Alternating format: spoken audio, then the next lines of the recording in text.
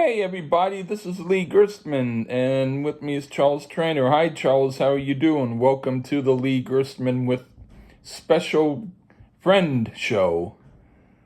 Oh, wow. We had a new introduction today. All right. Yeah, So, why a little not? bit more energy today. I feel a little bit better. Didn't feel that great last time we did one. Oh, And okay. what are we doing today? Well, it's sort of the It's kind opposite of, for me, but I'm oh, glad you're shit. feeling good. Don't worry. No. I'm now starting to feel good. It's kind of a reference to one of the albums we did last time, I think. Well, at least from my point of view. Hmm. Uh. Because we did a Liam Gallagher album, and I said, Yeah. it seemed a little bit experimentally for him, and I think it Yeah. was kind of inspired by something. So it might have been inspired by this album we're doing today, Lee. Oh, okay. And when you hear me talk about it, well, that's what the review will be for, so I won't spill anything now. But yeah, the album, um, I will say I am glad I heard it. It's Noel Gallagher and High Flying Birds album, Who Built the Moon? Whoa, who built the moon? Yeah, I do know that when I was starting to hear it, I thought, did I already do this one? Because a few of the tracks sounded familiar, but then I realized it was only because I had heard a few. Because as I continued listening to the album, I realized I had not heard it. So, Yeah. okay, yeah. But anyway, yeah. So, Well, to be fair, yeah. there's a lot of similar chord sequences. That's a hallmark of Noel Gallagher. From noodling around this stuff on guitar. Yeah. But this is a little different sounding from some of his other stuff, I think. Yeah. At least sonically. Yes, that I will say is true.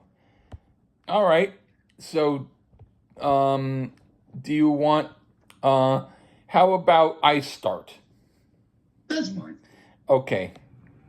The first song is Fort Knox. Okay. This is cool trip hop of the kind I'm into. It's like the best of the group Rhinoceros. It's just the right length, and it's good as the beginning track because it leaves room for whatever type of sound might come after it. It also reminds me a little bit of the group Vast. Pretty cool. What do you think? Well, to my ears, it harkens to Fucking in the Bushes on the Oasis record, Standing on the Shoulder of Giants. Oh, yeah. It's obvious to be played over the PA. When the greatest songwriter of his generation, yes, fuck you, Kurt Cobain, walks out. An interesting jamming instrumental with some random chick singing.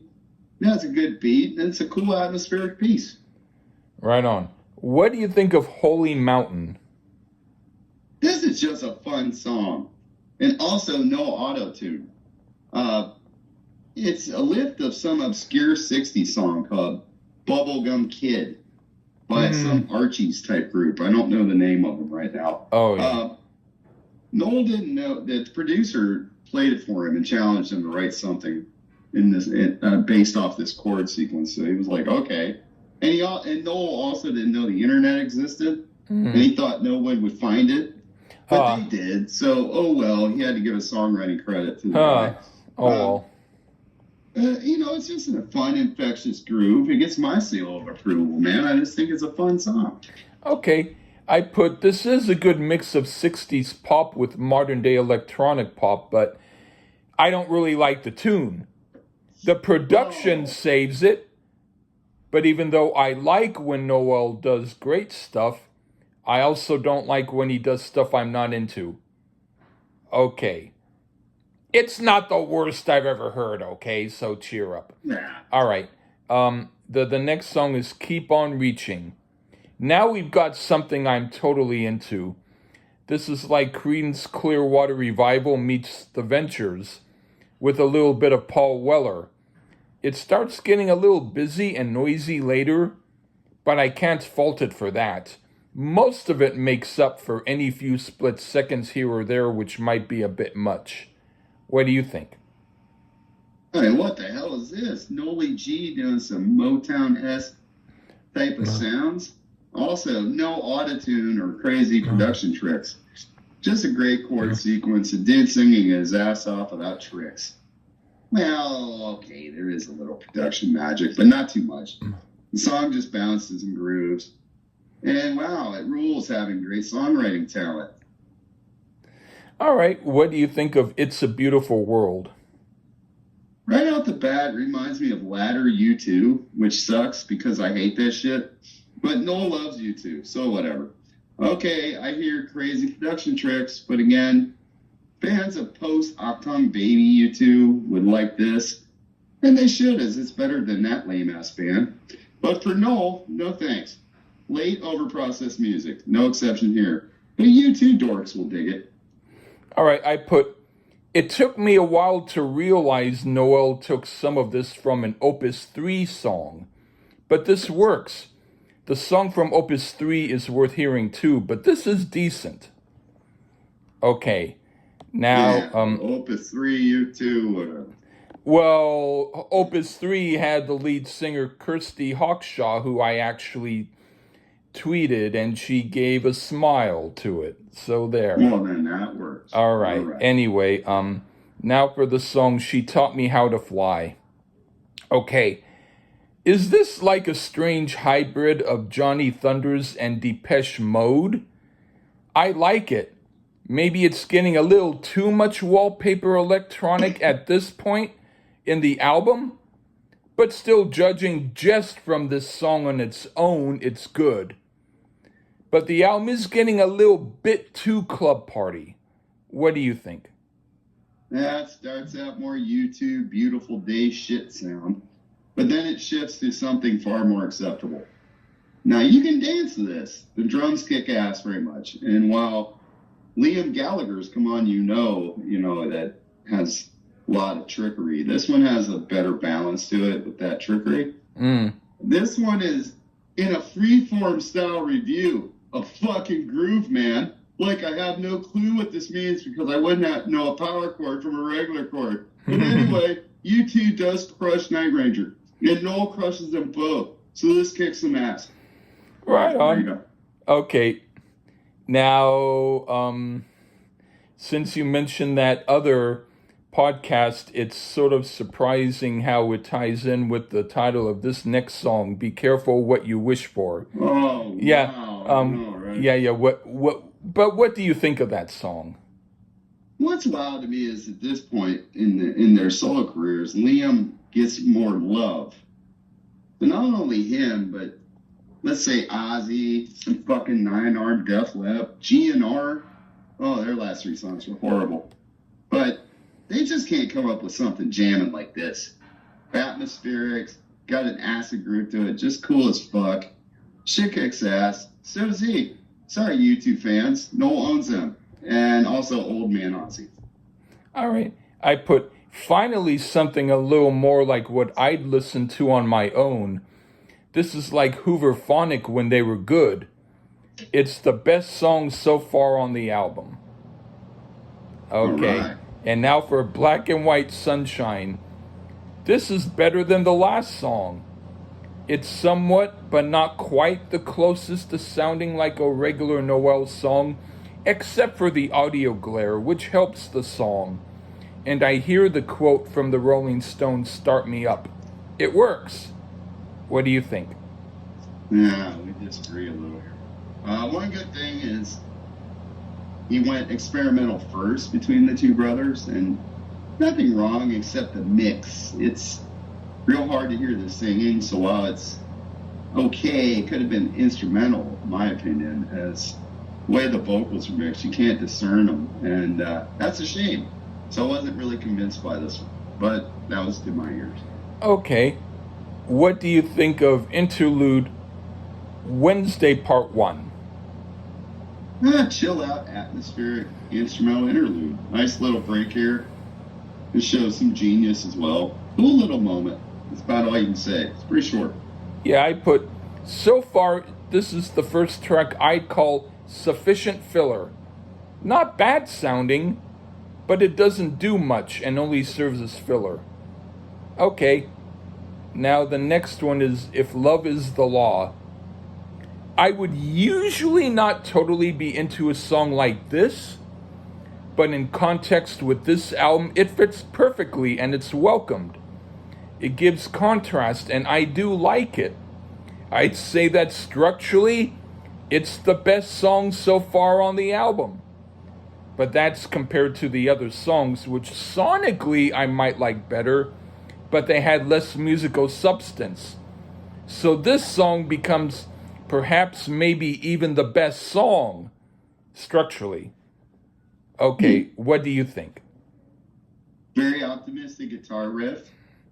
And my only issue is the production choices, as they make Noel feel like you're listening to him in a wind tunnel. And it's weird because it's not like he can't carry a tune, because he can. Maybe he wanted the music to do the talking, and it does to a point, well, but also still has that latter day U2 sound. And I'm not a big fan of that. But, with different production, it could have been better. I hear a good song here, though. Right on. And what do you think of The Man Who Built the Moon? One of the fairly straightforward type of songs at this point. Well, in the verses at least. Chorus goes all overproduced, but overall, great bass line and and it has some swag here. One of the better tracks on the record thus far to my ears. Right on. I put, this is like a James Bond theme song slowed down to 16 speed. It's cool, and I like it, but again, it's a matter of sounding too much the same on an album with a lot of the same types of sounds. So it gets a bit much, but on its own, it's a decent song. All right, and now for end credits, Wednesday 2. Okay, more filler. Nicely played, but filler. This part does have more going on in it than the first part, but by this point, I don't care. What do you think? Well, yeah, literally part 2 of the earlier instrumental, and I mean, whatever. It's fine. It's okay, but it's far from a must listen. Yeah, and then what do you think of the last song, the live song, which could either be a bonus track or just he plopped it on the plate and said, "Take it," called Dead in the Water. Yeah, it's a live track of some kind. The only thing not overproduced, just Noel and acoustic guitar. Well, it's little keyboards and stuff too, but just mainly him and the acoustic guitar, which is what he excels at. And while I still have mixed emotions about this record overall, this song makes up for that. This is what he excels at. And with a true great hidden type track, and of course, Liam could only dream of writing anything this good. Yeah, I put, this starts boring and tired and makes me want more of the overabundance of electronic stuff again. If this is his attempt at doing a Neil Young acoustic number, it's not unsuccessful. And it does work in that context. And it gets a little bit better as it gets going. But it's not a song I'll go back to by choice. So there you go. Whoa, yikes. Well, either way, Yeah. the third solo album from both brothers were kind of underwhelming to both of us. Yeah, I mean, it's weird because this has the elements of things that I like a lot, but the way he does them, I prefer when other people do them instead more. Because it seems like, I really don't want to say this, but if I say this, I hope you forget it soon. I feel like going back to the songs of theirs in Oasis that I usually don't like, but I might actually like them now. But anyway, you know what I mean? Oh, now I know why you want me to forget it. Yeah. Yeah. But no, I might, because a song like Easy Now, even though it's not my favorite song, I probably would love it on here, you know? Or Dead to the World.